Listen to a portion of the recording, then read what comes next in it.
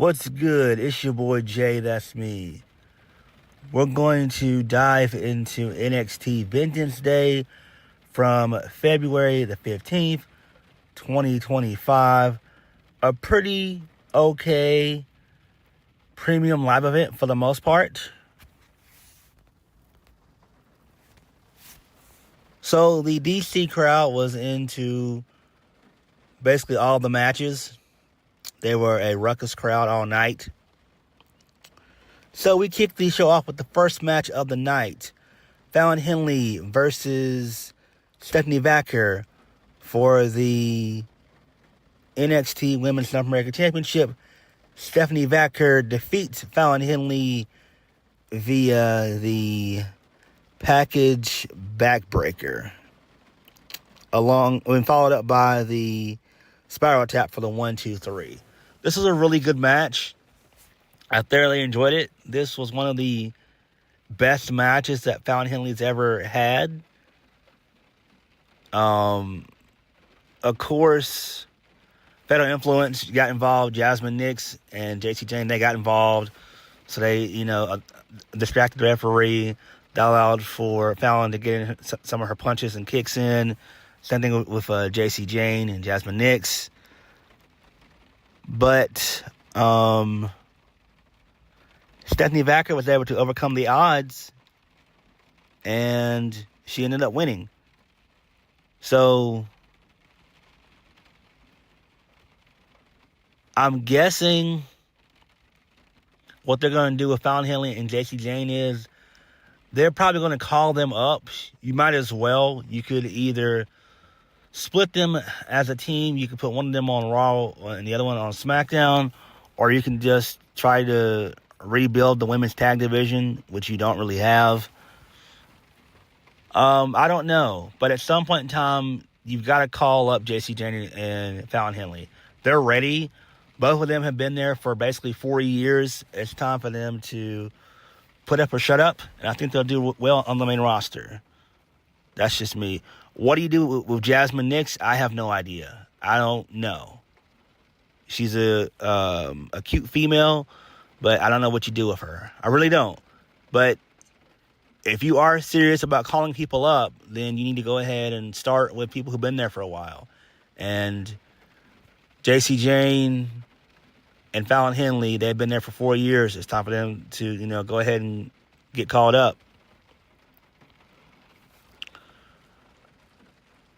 Moving on. So this leads us into a Zarya and Soruka training vignette. So they're on the beach doing like backflips and all that stuff. And Zarya's destroying some traffic cones, which is kind of funny. This is okay, I guess.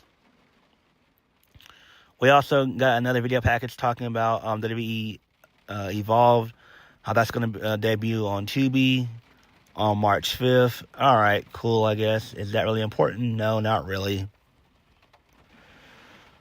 So this leads us into Axiom and Nathan Frazer versus Josh Briggs and Inamura for the NXT Tag Team Championships. Axiom retains. This was a very solid match. This is one of Josh Briggs' better matches, even though I'm not a fan of him all that much. I know Corey Graves on commentary said that he's known him for years, that being Josh Briggs. His first indie match was against Damian Priest. Who cares? Not all that important. Axiom winning was the right decision. I really did think that they were going to go with Josh Briggs and Inamura. I was thinking that they were going to go with them. I mean, not like strongly. I would say like from a percent-wise, I would say maybe like a 20-30% chance that Josh Briggs and Inamura could win. But I'm glad they didn't. Because Josh Briggs, really, he's just not getting it. And Josh Briggs has been there for a while. Like, Josh Briggs has been there for a minute. I do believe he was on 205 Live. Him and Joe Gacy, they were there for about a year or two, and then they ended up going to NXT. So, there's that. But the match was physical because of Josh Briggs and Inamura. Inamura does have a sick splash. I do like it. It's kind of cool, but he just looks weird to me. I know they said on commentary that he was a sumo wrestler. I get that, but he still looks kind of weird. I'm talking about his physique. His physique looks kind of odd. I would slim down a little bit, man. Just a little bit. Maybe a good 10, 15 pounds. I'm not saying he has to have like a six-pack, like six-pack abs or whatever, but, I'm trying to think, what are they going to do with Axiom? Like, when are they going to lose the tag titles? They've had them for basically 200 days, which is solid. But they have been legit as a tag team, and I love Axiom. Next, we get a family vignette by Stax. He said that he's going to take the head off the snake, that being Shawn Spears. He says there can only be one family in NXT, and that's going to be the Tony D'Angelo family. Okay, that's fine there. I like that, even though I'm not a fan of Shawn Spears. Fuck Shawn Spears. He's not that important. We understand why he's employed. He should not be, but we understand why he's employed. That's just because him and Tyler Breeze, they own a wrestling school, so that is why he's employed. Other than that, Shawn Spears would have been gone a while ago, especially if Vince was in charge. Shawn Spears would have been done, got his walking papers. But that should be interesting. Next, this is when I was kind of upset and pissed off. Trick Williams versus Eddy Thorpe in a strap match. Eddy Thorpe wins. Yes. Eddy Thorpe got the win. This actually pissed me the fuck off. I hated this decision. This was a wrong decision. I have no idea why Shawn Michaels went with Eddy Thorpe. I get you want to push Eddy Thorpe as a heel, but you don't need to do that right now at the expense of Trick Williams, who's trying to regain redemption. He's on his path to redemption. And you have him lose to Eddy Thorpe. It makes zero sense. Match was physical. Obviously, strap match. Both guys got whipped pretty bad. Trick ended up hitting the pump knee, the trick shot. Eddy Thorpe then rolled out the ring. Trick was gonna go for another trick shot.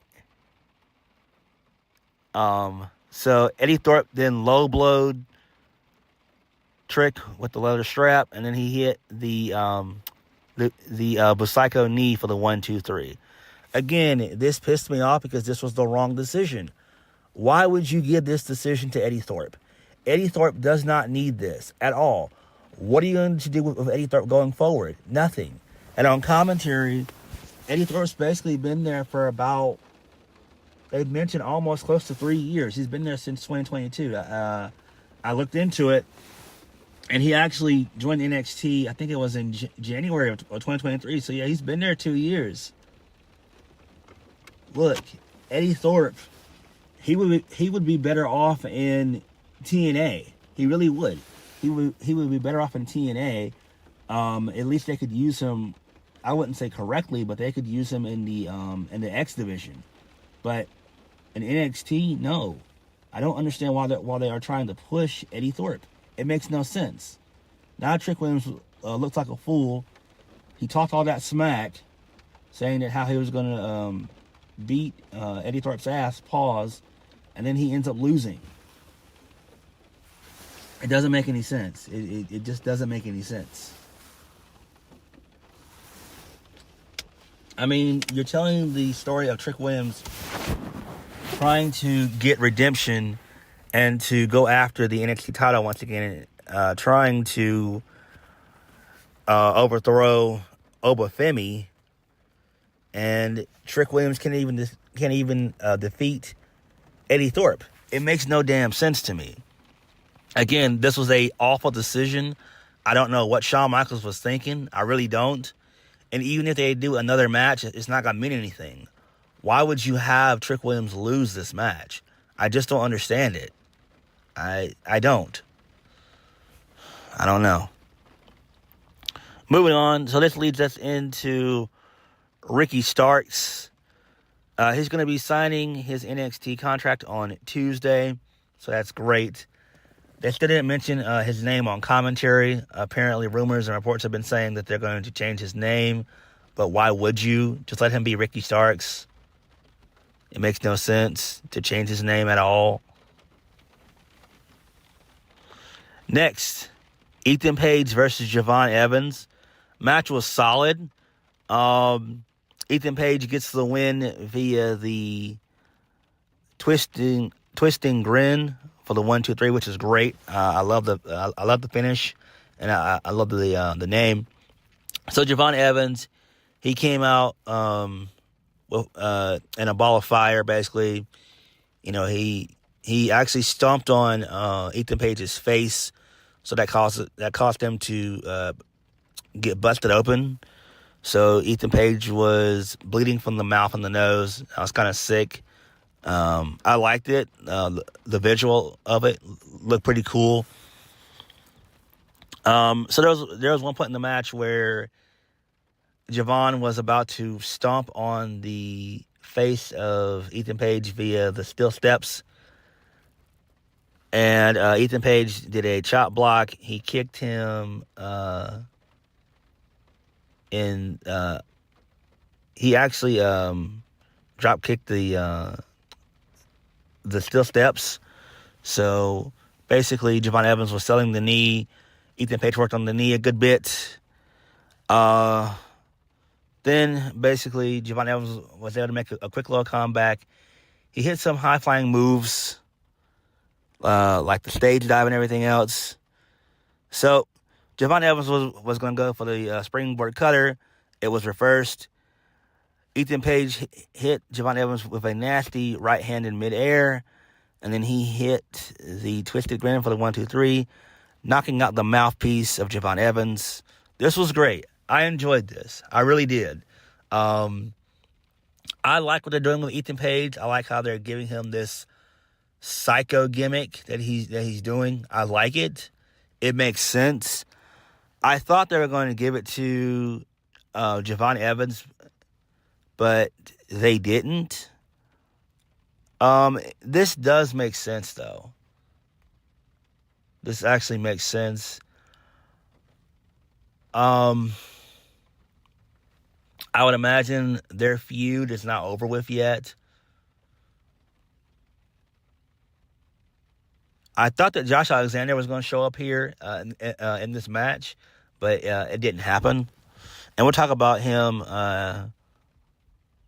towards the end of the review. Moving on. So this leads us into Sarah Schreiber. She has a backstage interview with Stephanie Vaquer. So Stephanie's beyond proud of making history. However, she's going to stay a little while longer because she's keeping a close eye on the main event, which ended up being the Fatal 4-Way. Moving on, this leads us into Oba Femi versus Austin Theory versus Grayson Waller, triple threat for the NXT Championship. Oba Femi, the ruler, retains via the pop-up powerbomb. If you've seen one triple threat match, you've seen them all. They ended up putting Austin Theory through a table early on in the match. Oba Femi pretty much dominated the match. Austin Theory and Grayson Waller, they tried to one-up each other for the most part. Oba Femi also put Grayson Waller through the announce table by doing his throw that he does, which is pretty damn cool. That shit was awesome. So they ended up bringing steel chairs into the match to try to take out Oba Femi, but to no avail. So Grayson Waller was going to hit his stunner on Oba Femi, but Oba Femi ducked it. He ended up hitting who was that? He ended up hitting Austin Theory with the stunner, and then it's allowed for Oba Femi to hit the fall from Grace powerbomb for the 1, 2, 3. Oba Femi retains. So the lights go out of the building, and then we see the renegade group for the second time. Oba Femi gets laid out via a powerbomb and whatnot. They beat him up a good bit. I do believe that on commentary they said that one of the guys in the faction was Dion Lennox, so he's one of the guys in there. I can't remember the other guys' names, but I do like this. I forgot to mention they also showed up at the in the Fraxium match too. They showed up and they took out all 4 guys there, so they're a renegade group. Actually, no, they mentioned everybody during that time, so they ended up attacking Fraxium and Josh Briggs and Inamura. So apparently it's going to be Dion Lennox, Cutler James, I don't know who that is, Osiris Griffin, and Saquon Sugars. Interesting. Okay, that's interesting. I do like this. I wonder what's the meaning of all this. What's the point? And what are they really after?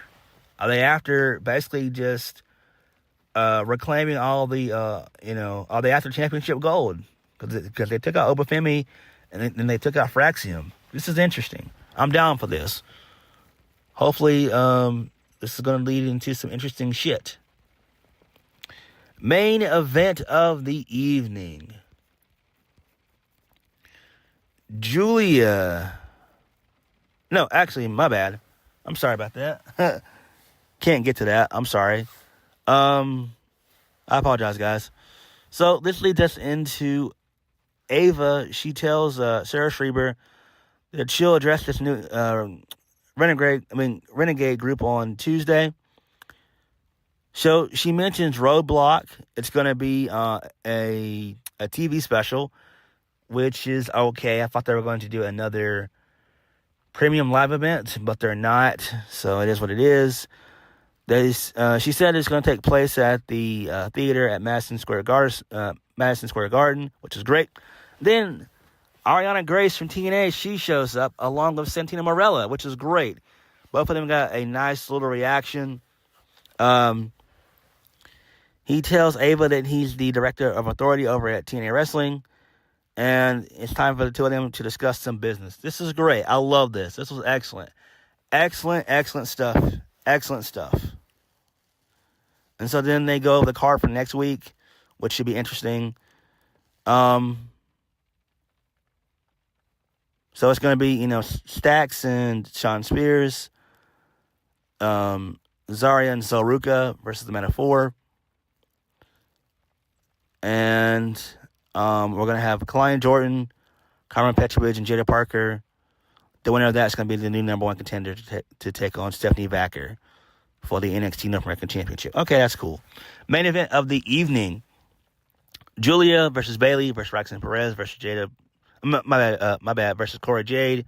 Fatal 4-way for the NXT Women's Championship. Giulia retains. It's just your typical Fatal 4-way spots. Kind of slow and clunky at times. Every woman hit their finish in the match early on. So Bayley hit the rose plant. Hit the belly to belly. Roxanne hit the pop rocks. She did that a couple times on the outside. Cora Jade ended up hitting the Jaded a couple times. Giulia hit her Northern Lights suplex bomb early on in the match as well. So basically, towards the end of the match, everyone kept hitting the finish on each other. So Cora Jade, she hit the underhook double DDT. She got a 2 count. So basically, she eats a nasty knee strike. Kamagoye's. The Kamagoye knee strike. She takes out Giulia takes out Cora Jade with that. And then she hits Roxanne Perez with the Northern Lights bomb for the 1, 2, 3. And that was the match. So I'm glad Giulia retained, which makes perfect sense, obviously. Again, I'm not a fan of Fatal 4-Ways and Triple Threats. They're just lazy. So it is what it is. So post-match, Stephanie Vaquer shows up. She has a brief standoff with Giulia. Her and Giulia have a brief standoff. And then Jordynne Grace shows up, and she stares them both down, and then that was the show. This was great. This is really good. I'm glad that Jordynne Grace showed up. Makes perfect sense. I think she's going to be in NXT for about a good 6 months to a year, and then she'll be on the main roster. Roxanne Perez taking the pin. It seems like they're going to end up calling up Roxanne Perez. It's time. I feel like she's ready to go anyway. I get she doesn't have the strongest promo, but it is what it is. It doesn't matter. She's been in NXT for about a good 4 years. Go ahead and call her up. Cora Jade, she's not ready. That's why she's still doing stuff in TNA with Masha Slamovich. I thought that Masha was going to show up here, but she didn't, so that's fine. But again, I think it is time for Roxanne Perez to get called up along with Jacy, Jane, and Fallon Henley. For the women, that's fine. For the men, I don't know who you bring up for the men. I don't know. I really don't. I couldn't think of anybody really to bring up. Unless you're going to bring up Ridge Holland, which he's already been on the main roster before. So, I don't know. But Vengeance Day was actually pretty okay. The Fatal 4-Way was okay. Same thing with the Triple Threat. But again, I'm not a fan of those multi-person matches. I'm just not a fan of those. I'm not. The Renegade group showing up twice. That's pretty cool. I'm loving that. We should see where that goes. Now, with Jordynne Grace, with her showing up, she did tweet out to Josh Alexander. She tweeted out at him saying, "See you soon, bro." So does this mean that Josh Alexander is going to show up in NXT? Now, apparently, reports are saying that Josh Alexander has signed with AEW because of Barry Bloom, who's basically done, every big wrestler contract negotiations. But that's all hearsay. So I'm still holding out hope that we do see Josh Alexander on Tuesday. If he doesn't show up on Tuesday, then clearly he's going to AEW. That's just the way I look at it. It's not really going to matter, though, because in AEW, he's not really going to be a top guy. He's just going to be there making good money, and that's it. He's not going to be a top guy. He's not. He'll just be somebody in the mid-card. He may take on a Mega every so often. He might take on a Will Ospreay again. But that's it. He's not going to really be at the top of the card. He's just not. He's going to be in the middle of the card. If he were to go to NXT, he might have a chance. He could be NXT champion for maybe like 3 or 4 months. He'd be a mid-card guy on the main roster. Obviously, IC champion, US champion, maybe world champion. I'm talking about world heavyweight champion. Maybe give him that for 100 days or something like that. Something, I don't know. But it is what it is. But if he shows up in NXT, cool. If he shows up in AEW, cool. It's not really going to matter. But I don't know why Jordynne Grace tweeted that out, though. But NXT Vengeance Day was pretty good for the most part. It was all right. But what did you guys think? Like, comment, subscribe. Peace.